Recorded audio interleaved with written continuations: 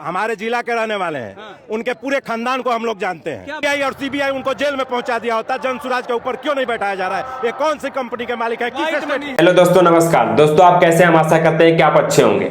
दोस्तों, आप लोगों को पता होगा कि बिहार में एक नई पार्टी बनी है, जनसुराज पार्टी, जिसका मुख्य लक्ष्य है कि बिहार में सरकार बनने के बाद बिहार से पूरी तरह पलायन खत्म कर देंगे और जितने लोग बाहर में कमा रहे हैं सारे लोग को बिहार बुला लिया जाएगा। और दोस्तों, बिहार में नई फैक्ट्रियां लगाएंगे और शिक्षा व्यवस्था में सुधार करेंगे और महंगाई भी कम कर देंगे। और इसका मेन नेता है प्रशांत किशोर, जो 2 अक्टूबर 2024 को अपना जनसुराज पार्टी का गठन किया था।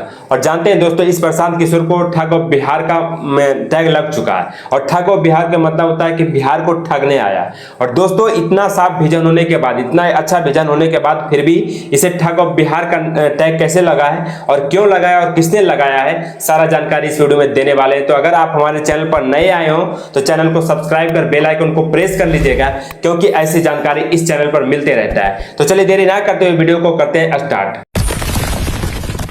दोस्तों, इस प्रशांत किशोर के बारे में बताते हैं कि ये जिस तरह से दूसरे पार्टियों के नेताओं पर इल्जाम लगा रहा है कि किसी के पास 2 करोड़ मिला है, किसी के पास 4 करोड़ मिला है और ये सारे लोग मतलब कि बिहार को लूट लिए हैं और बिहार को लूट कर बैठे हैं, क्योंकि इतना पैसा नहीं आ सकता है। तो दोस्तों, इस प्रशांत किशोर को एक बात कहना चाहते हैं कि जिस तरह से विरोधियों पर मतलब कि इल्जाम लगाया जा रहा है पैसा के ऊपर, तो ये इसे खुद भी जागना चाहिए, क्योंकि एक ऐसे बात बताते हैं कि इसे खुद कैसे जागना चाहिए कि ये 2-2.5 साल से लगभग बिहार में पूरा भ्रमण कर रहा है और अभी फिलहाल इसका 4000 लगभग गाड़ियां पूरे बिहार में चल रहा होगा और सारे लोगों को खर्चा देना है। और दोस्तों, ये पूरा मतलब कि आंकड़ा अगर मिला लीजिएगा तो ये 2 से 3 करोड़ लगभग अभी तक खत्म कर चुका होगा।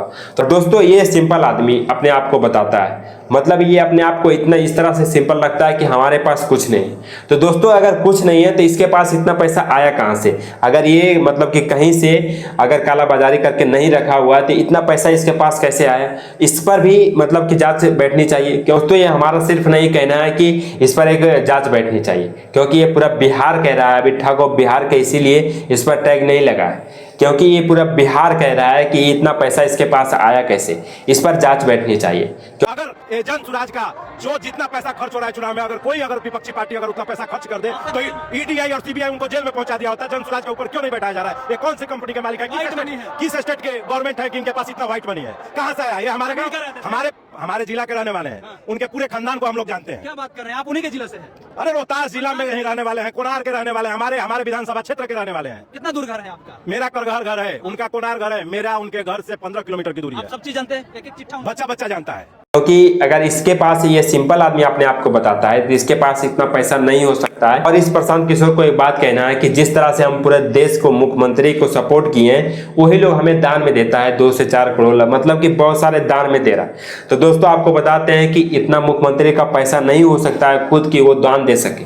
और दोस्तों, आपको बताते हैं कि जहां से मुख्यमंत्री दान दे रहा है वहां भी बड़ा सिस्टम जरूर होगा, क्योंकि किसी के पास इतना पैसा नहीं है कि लोगों को चंदा दे मतलब चुनाव लड़ने के लिए। तो इसी तरह से लोग मतलब कि एक अनुमान लगा रहे हैं कि जिस तरह से ये पैसा भी खत्म कर रहा है, पूरा बिहार में अपना पैसा लगा रहा है, तो अगर इसका सरकार आएगा तो ये पहले अपना पैसा वसूलेगा और बहुत सारे जनता के मतलब कि एक उम्मीद टूट जाएगी इससे। जिस तरह से ये ऐलान कर रहा है कि हम पूरी तरह से व्यवस्था को बदल देंगे, एक नई बिहार बनाएंगे, सारे पलायन को खत्म कर देंगे, शिक्षा व्यवस्था में सुधार ला देंगे, बेरोजगारी खत्म कर देंगे, महंगाई खत्म कर देंगे।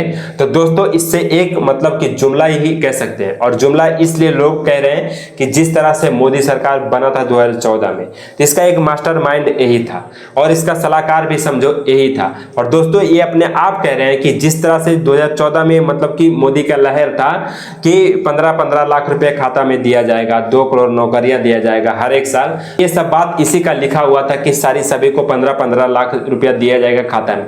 अच्छा, ये बताइए, प्रशांत किशोर जी खुद बोलते हैं कि हम मोदी जी को लाए, हम नीतीश जी को लाए, तो मोदी जी का जुमला था 2014 में कि हर साल 2 करोड़ नौकरी, 15-15 लाख रुपया। तो ये मोदी जी का जुमला नहीं था, ये प्रशांत किशोर जी का जुमला था। जब बताइए कि प्रशांत किशोर दूसरे को लाने के लिए कितना जुमला बुलवा सकते हैं, तो खुद अपने आने के लिए कितना जुमला बोलेंगे? तो बात समझिए, बिहार की जनता समझदार समझ रही है। दोस्तों, ये भी इम्पॉसिबल है। जैसे कि 15-15 लाख रुपए हर एक व्यक्ति के खाता में जाएगा, तो इतना पैसा कहां से आएगा भारत सरकार के पास? तो दोस्तों, ये भी जुमला एक रह ही गया। प्रधानमंत्री को आप देख ही लिए होंगे कि किसी के पास 15 लाख रुपए नहीं आया।